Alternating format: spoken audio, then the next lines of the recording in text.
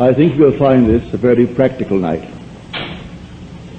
I must incorporate certain things that I might have missed through the years. I tell you this because a very dear friend of ours, he's not here tonight. He just, had he known that I was closing on the last lecture night, which is tonight, rather than the last Friday in the month, he would have been here. But he said, I'm greatly disturbed over something you said just about 2 weeks ago. And that is about the ranks, the heavenly ranks. And he said, I will not give up my divine right, my power, to anyone.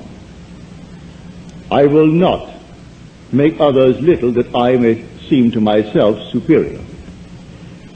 I said, I might have misunderstood you, and I wish you would answer this from your platform, and I will get a tape from someone and hear your answer to my question. For I spoke of the ranks, the spiritual ranks. I will not retract one word. But he failed to see the difference between the individual and the state in which that individual was for that moment. There's a vast difference between states and the immortal you. The immortal man is God. Man is all imagination, and God is man, and exists in us, and we in him. The eternal body of man is the imagination, and that is God himself. God is playing all the parts. God alone acts and is in existing beings or men. There's only one actor in the world. There's only one author, and that is God. And that God of whom I speak is your own wonderful human imagination. That is the operant power in the world. If I speak of your God, the chances are you will think of an existent someone outside of yourself. But if I speak of your imagination, I am certain you will think only of yourself. Well, that is the God of whom I speak, playing all the parts. And the lowest part is the multiple tongues. You're not a linguist, but all speaking our language. 200 million of us find it difficult to understand each other because we are moving towards a prejudice, a superstition, a fixed idea. And so we may say anything, but we have to get through that barrier, even though we are talking the same language, using the same English term. So here, let me start with a quote from the 8th chapter of Nehemiah. And they read from the book, from the law of God, with interpretation. And the people understood the reading. They read it with interpretation, and the people understood the reading. Paul claims in his letter, the first letter to the Corinthians, you'll find it in the 14th chapter,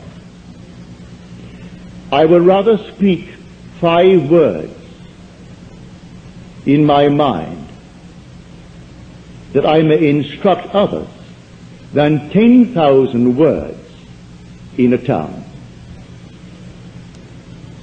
5 words just to instruct others. Well, that has been my hope since I started teaching back in 1938. To make it so clear that there is no misunderstanding. So let me state it clearly now. The spiritual states of the soul are eternal. You do not change them. You pass through them like a traveler. And you start at the very lowest, the tongues, the confusion of tongues called Babel in Scripture. where we do not understand each other, and so we war over strange confusions. The second one is the administrator, the organizer. He will organize the confused states for personal gain. That is the second. And then Paul goes up for 8. He finds the last one, the apostle. Now, the one who played the part in the very lowest is still the same one who's going to play it when he is called as an apostle and sent to tell the true story. The same being. Do not identify with the state called the apostle. While he is in it, he's going to play that part. But he is not that. He is the immortal self, which is the same one seated right here in everyone who is here. So the judge and the one that he is judging are both played by the same being, and that being the world calls God. But they do not know he is the only actor in the world. Only one actor. God only acts and is in existing beings or men. You and I, learning how to create, we create states to deliver others forever. But what we can make, we can unmake. So we do not make permanent states. We create a state and take a friend out of what he was expressing and put him into the state that we create for him. So tell me what you want. All right? You named it clearly. It's up to me now to create the state and put you in that state. What would it be like if he were now what I wish he were? Try to persuade myself that you are that being. To the degree that I am self-persuaded that you are, I have put you in that state. And in that state, while I am faithful to it and you are in it, you're going to externalize the contents of that state. But what I made, I can unmake. I cannot unmake the eternal states. These eternal states are all within the human imagination. They culminate in redemption. And redemption is preceded by apostleship. That's when you are called. And the word apostle means one who is sent. So I am finding myself in a state where I'm called. The night I was called back in 1929, I had no idea I had arrived at that state. But here I'm called into the presence of infinite love. And it's man. Having answered his question correctly, that love was the greatest thing in the world, he embraced me and we fused and became one body, one spirit. For he who is united to the Lord becomes one spirit with the Lord. At that moment it was not enough to be called and to be incorporated into the body of God, but to be sent on a mission. And I did not know that mission until it unfolded itself within me. And it took 30 years. 30 years later, suddenly it erupted within me, and the entire story of Jesus unfolded itself within me, casting me in the central role of the story. And then I knew who I am. Then I knew who the one called Jesus of the story really is. He is the culminating point of God in man. So when man actually completes the journey and comes to the fullness of it all, he discovers he is the one he's been seeking all through his journey. But he comes to that at the very end. So do not let him brag, do not let him boast that he is an apostle. Apostle is a permanent state. He is infinitely greater than all the states. He created these, and they are permanent within man, within the human imagination. But when he arrives at that state, it's the last of the journey. And then he awakens and he knows who he is. And these experiences gives him the certainty that he is God. He reads now the Word that he read when he was a child. And when before he could read it, his mother read it to him. And then he went to school and he read it in school. And when he could read for himself, he picked up the book. He couldn't quite understand it, but he read it. Now he reads it as something entirely different. He knows the book is all about himself. It's not about any being but God. And he's found God within himself, and he is God. But that God of whom I speak is your own wonderful human imagination. Now tonight, to show you how easy this thing is, it's based purely upon motion. The first creative act in Scripture that is recorded, and the Spirit of the Lord moved. He moved.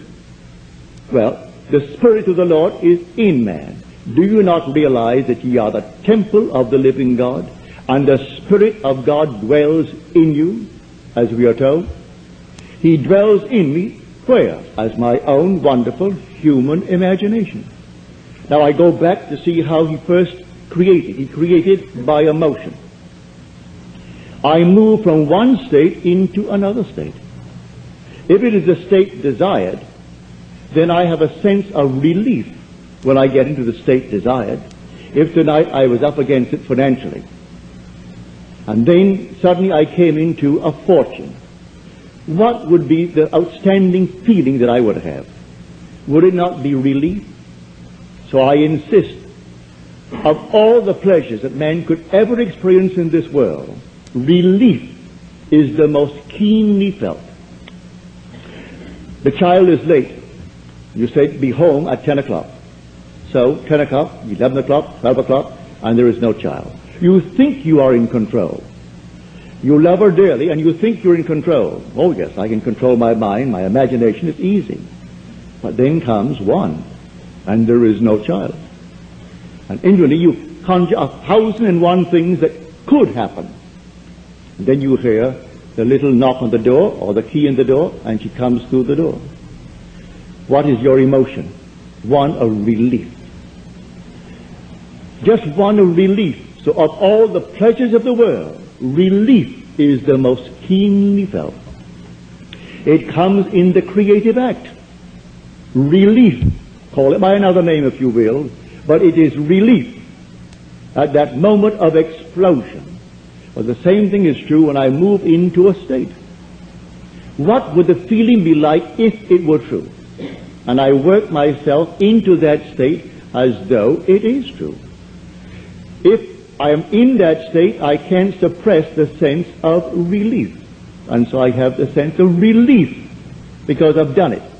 Now what do I do after that? Nothing. Remain in the state. It has its own appointed hour, and it ripens, and it's going to flower. Don't be concerned, you're in the state. Now let it unfold itself in its own wonderful natural way. It has ways and means that no one knows. Its ways are past finding out. So I move myself into a state. I don't remain in the state that I want to leave behind me and push a button and think something is going to happen. I move. I move from one state into another state. But these states I am creating. I do not consciously move in these spiritual states. They are automatically determined by my journey in this world. So no one can sit down and conjure the spiritual state. If he thinks he is going to, he's only kidding himself. These happen automatically as man, who is God, moves through these eternal spiritual states, and there are 8 completely marked out in the 12th chapter of the book of 1 Corinthians. And you are not going to change them. So I say to my friend, when he hears this, I do not intend to set myself up as someone who is other than you, better than you. I have reached the state called the apostle. I was called and incorporated into the body of the living God. He is a living God. He's not the God of the dead. Nothing dies in God. But nothing. Everything is alive. Today millions went to the cemeteries. They aren't there. That's an organized big business. Completely organized on the fears of people. That's not where anyone goes. You drop now, all right? Maybe they'll put you away tomorrow. Maybe in a week from now. But at that very moment, you are restored to life. In a world just like this. Real just like this. And the unfinished work, you're going to finish it. No one is going to fail because God is the operant power and God is that individual's human imagination. And he's moving towards self-redemption. And he goes through these states, infinite states. But you and I, we're intelligent enough to create a state. So someone comes to you and he says, you know, I do not know exactly what I want, but I don't like what I have. All right, let him tell you what he has. Well, you wouldn't like it either, if you listen carefully. No, I wouldn't like that either. Well, let us reason together. What would you like? Would you like this? Would you like that? And then he comes upon something he would like. Well then, if you are a friend of his, you create a state to deliver your friend from his former state. And so you see him in that state. Well, how do you do it? Bring before your mind's eye your friend. And have your friend with a nice big smile on his face. And have him actually thanking you for what you did for him. Now, the thing has happened yet, but you go beyond the present moment. And you are appropriating now subjectively the objective hope. You hope he will stand before you objectively with a smile on his face, and you hope you're going to hear his words. And the words you're going to hear is, oh, thank you so much. It worked just like a charm. You know, when I saw you the last time, I was up against it. Today, it's simply rolling and rolling in my direction. Everything is perfect. That's what you want to hear for a friend. Well, now you hear that. So if you're hearing that, you move him out of his former state into the state that you have now created for him. Do this, and you cannot fail. So prayer is not petition. Prayer is giving thanks. You don't get down on your knees and petition any being outside of yourself. There is no intermediary between yourself and self. You need no priest. You need no so-called healer. You need nothing on the outside. It's all within self. What would the feeling be like if it were true? With that, I catch that feeling, and then I work myself into that state. What would it be like? All right, I know what it would be like. Well, feel it. And keep on feeling it and keep on feeling it until all of a sudden you're relieved. There's a release within you. And then it's done. You can't do it a second time. It's done. So I say, I'm looking at the world from a spot. At every moment in time, I'm always viewing the world from a place. That place could be from a financial position in my world. It could be from a physical position in my world. It could be, you name it. I'm looking from a certain state. And I'm seeing confirmation of that state by what I am seeing. Now, how will I know that I have moved? Well, it's a very simple test to know that I have moved. Unless there is a fixed frame of reference, no one will know that something moved. If I started moving from here to the end of the room, and everything started moving with me at the same time, I have no reference to prove that I have moved. Motion can be detected only by a change of position relative to a fixed object. It must be fixed relative to me, that I may know that I have moved. But all my friends know where I am, who I am, what I am. If I desire a change, my friends, my fixed reference, they should know it. So I don't ask anything of them. I simply assume that I have changed. But if I have changed, then I have a fixed reference, the faces of my friends. Now let me conjure them in my face, in my mind's eye, and let me look at them. Do they see me as a changed person, or are they still seeing the one who would like to be changed? Are they congratulating me on my change? Well, then I've changed. I saw it reflected in their faces. I heard it in their voices. I saw a change on their faces, which change revealed to me that they noticed in me a change. And that's what I want. Now, that proves that I moved. Nobody saw me move physically. I'm still seated in the same chair, but I moved. And so the whole thing is based upon motion. It's a psychological motion. We're living in a world of imagination. And this whole vast outpictured world was first imagined.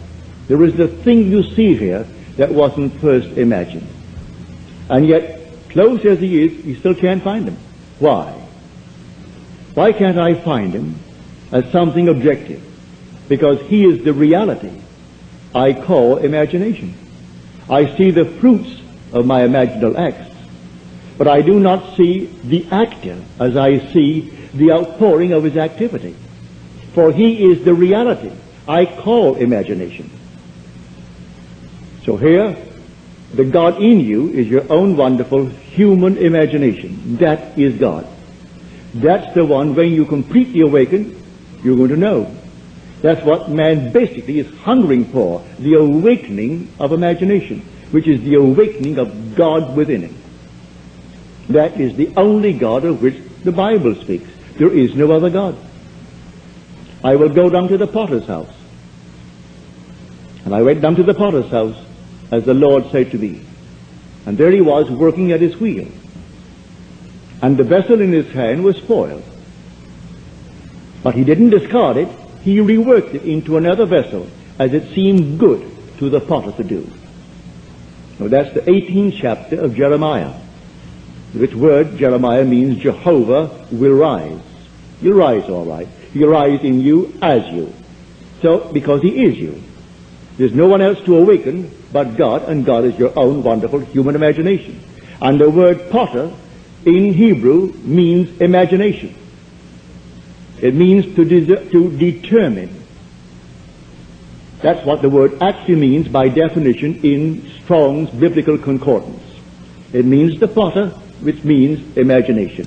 So I go down to imagination's place where he's working at his wheel. What potter? My own imagination.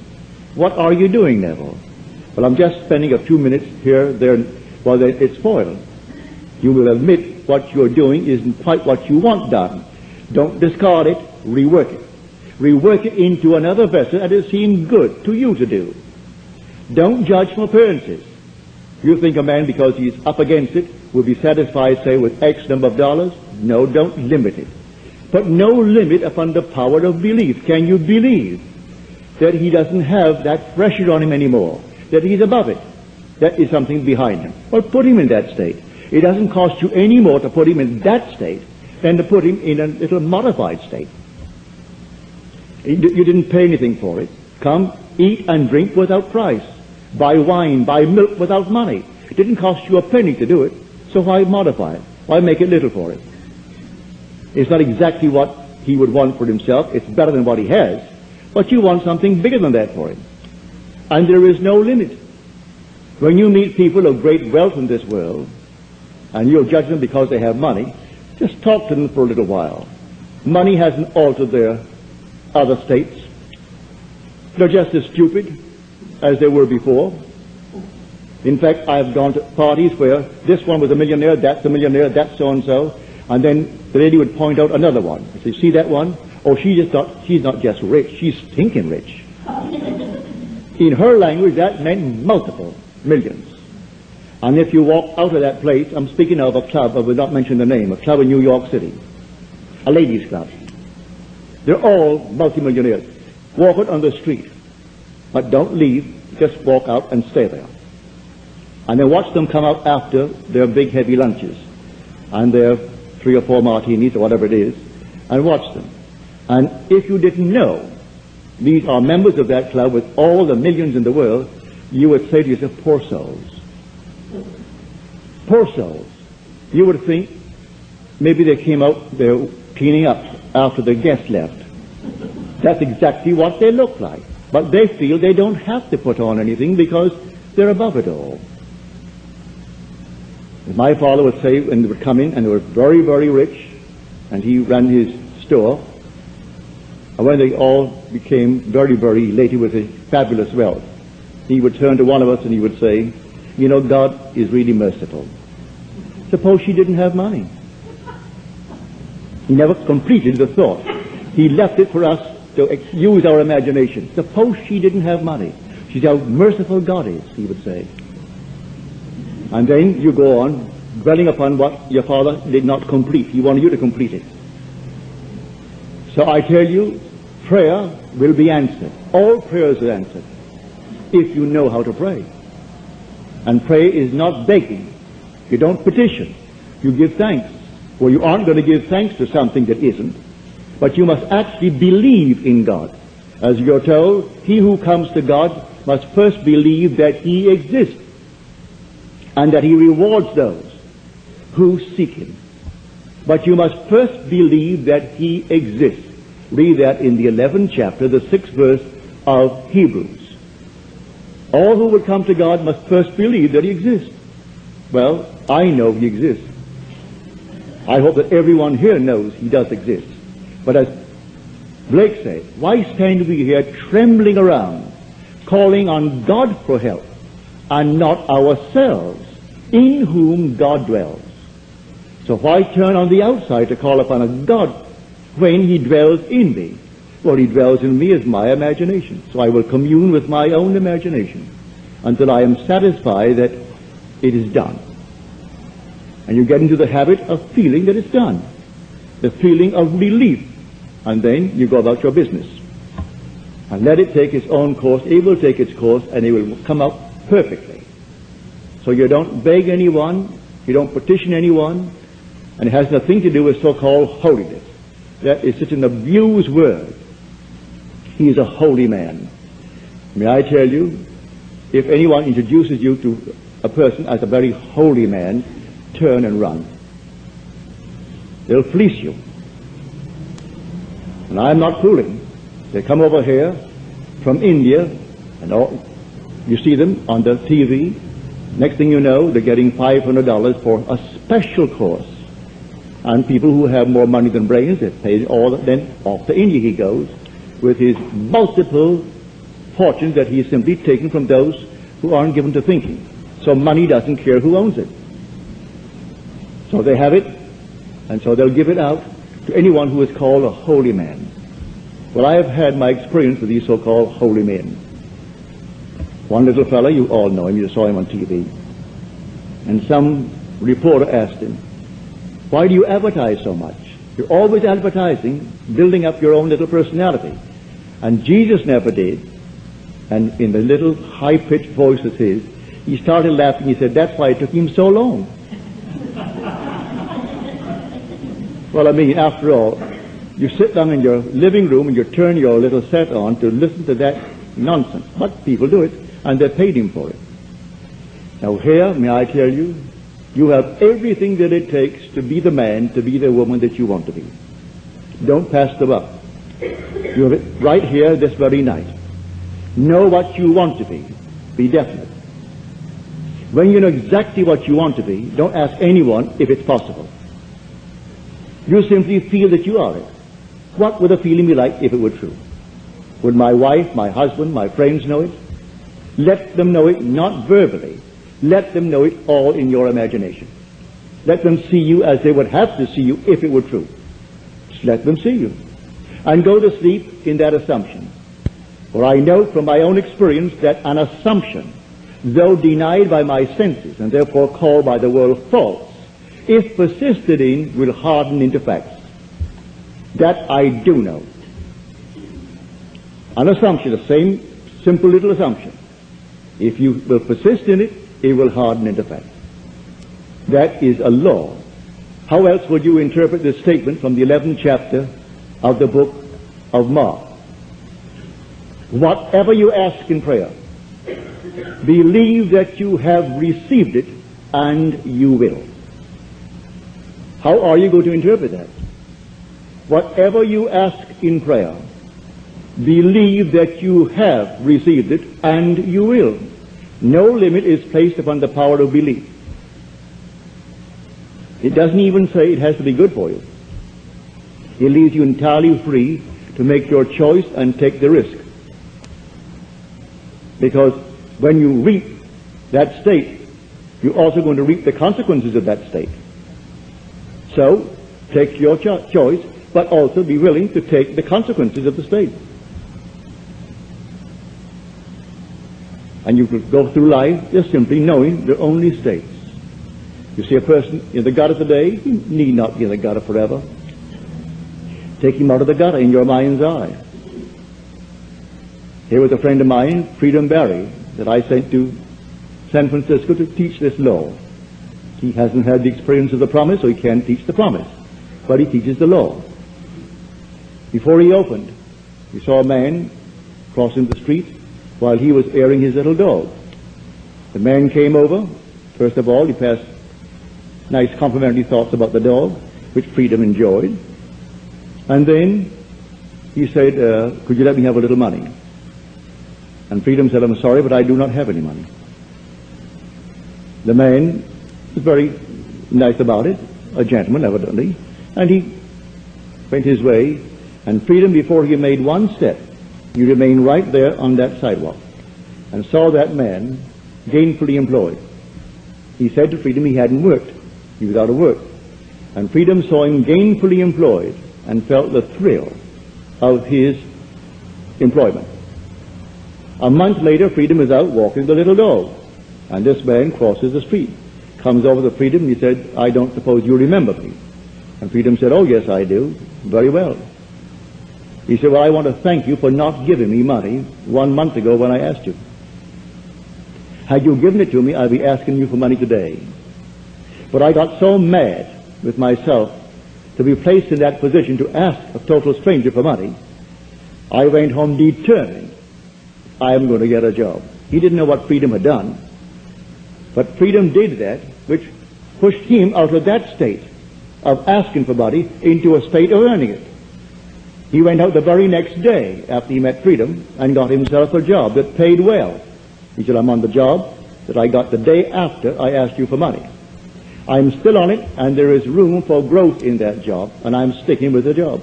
So again, thank you for not giving me the money. If Freedom had done what most people would do, would have walked away and said, no, I don't have any money for you, or I don't have money, without explaining why. But Freedom did something about it. He put the man in an entirely different state. And having put him in a different state, the man got a job the very next day. So I say to anyone, you can try it. Don't pass the buck and help everyone in this world. You create states to deliver individuals evermore. These are states that you create, and you can drop them. But the other states of which I spoke earlier, the spiritual states of the soul, are forever, and no one's going to change them.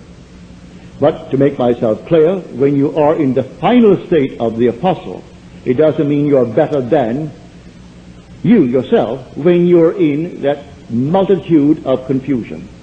For God was playing that as he's playing the state of the apostle.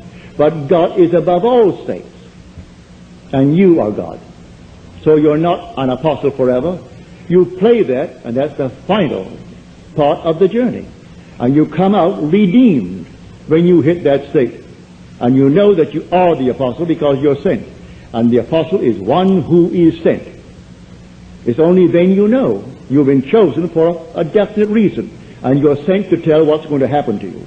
Well then, 30 years later, in my case, it happened to me, that I could then speak with authority. I was not quoting anyone. I was not in any way speculating or theorizing. So when I tell you David is the Christ, I speak from authority, from experience, and therefore I speak with authority. When I tell you he is the only Son, which is a resultant state of the journey you made through those eternal spiritual states. And when you hit the last one, you are born. Listen to these words. In the King James Version and Moffat's Version and others that I have at home, it's correctly translated. The Revised Standard Version, the New English Version, have added a word that confuses the entire thing. This is now the 8th chapter, the 11th verse of Romans. If the Spirit of him who raised Jesus from the dead dwells in us, he will also raise Christ. Two entirely different ones. But if you say also raise Jesus Christ, you're going to confuse the entire thing. So that the King James Version leaves off the word Jesus when it comes to the second raising, which is Christ. And it happens just like that. Jesus comes first. It's the I am of man. That's the Father. He is awakened first. 5 months later, then comes David. 139 days after the Father awakens within the sepulchre. Then comes an explosion, 139 days later, and then David stands before you. He is the resultant state.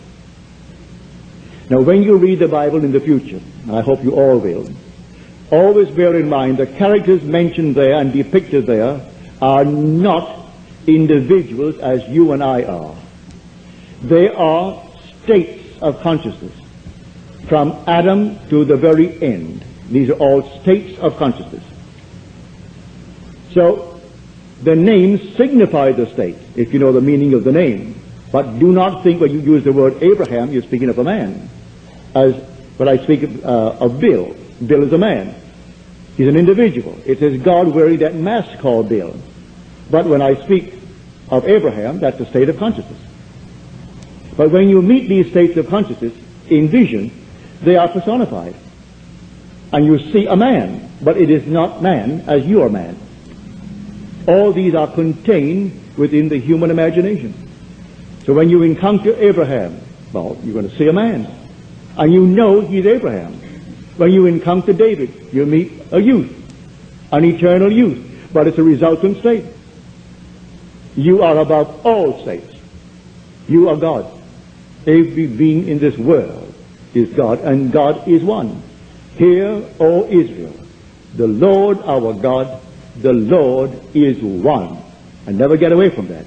That is fundamental. The minute you have two gods, you're going to get confusion. Two will become 4, and 4, 8, and 8, 16, and you get confusion in the world. Only one God. And that God is named forever and forever is I am. That's the being. So when you awaken within the sepulchre, you know who awoke. You say, I am. There's no one present, just yourself. And you come out without the help of anyone.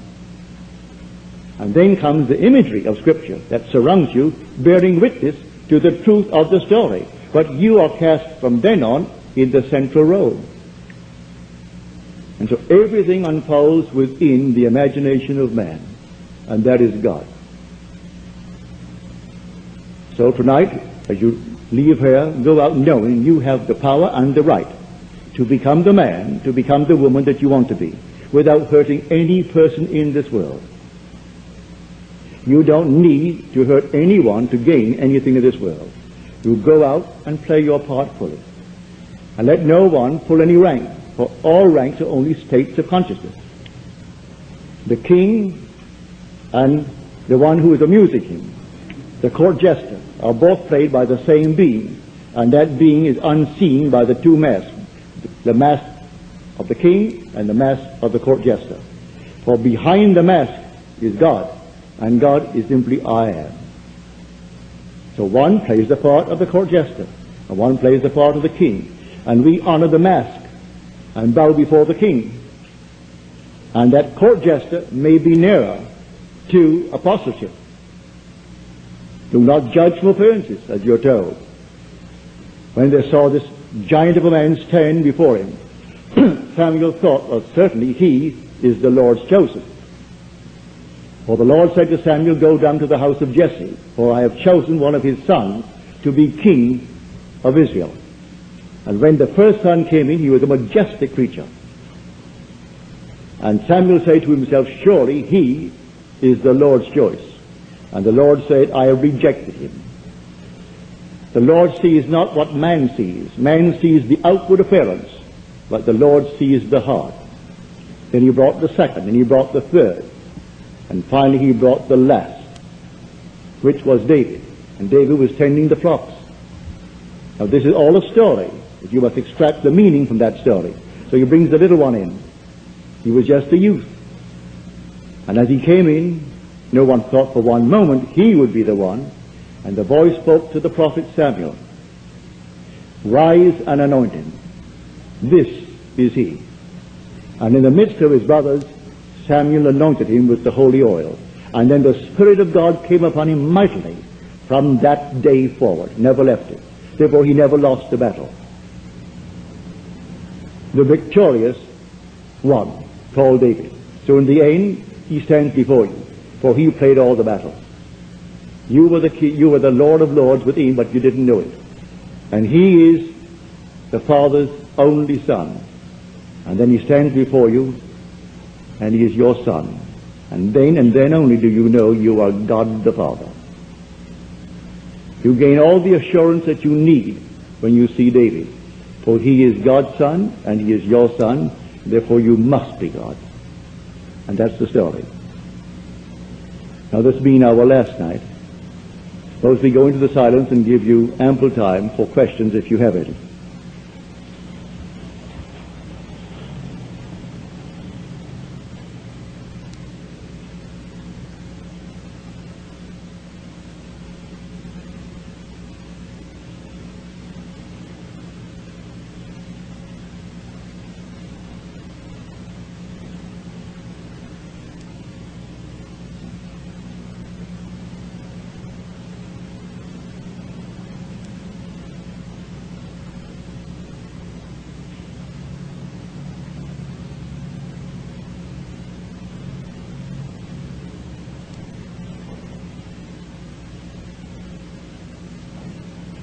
Good. Harry, I didn't see this, and I could have used it an hour ago.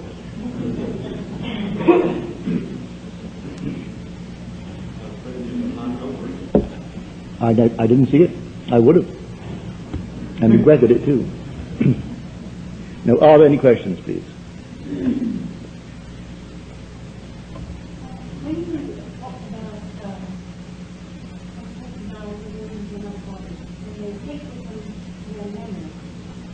Do they remember all their family and all the things that you're doing? Yes, my dear. You carry with you your memory. Even though the body is now, well, those that I've seen, and I've seen so many, including my parents, say that my mother died back in 1941. It was just about a month before Pearl Harbor. I was in New York City then. I just returned from Barbados, where I spent 3 weeks with her. And it was a terminal case of cancer. So I came back. I was sitting in my living room. The mother comes before me. And she was a girl, beautiful blonde, as she was, as a young woman, blonde, blue-eyed. My mother is before me, sitting under an arbor. She was passionately fond of flowers and a beautiful garden. She's under this arbor brushing her hair, but she wouldn't talk to me. And then I sat and I wrote my sister a letter saying, I've just seen Mother. And Mother is a most beautiful young woman of 20 years of age. And I took that to mean that she had recovered. But that was the very moment that my mother departed the world. But when I got my sister's letter that came back to tell me, that was the hour, allowing the difference in time between New York and Barbados.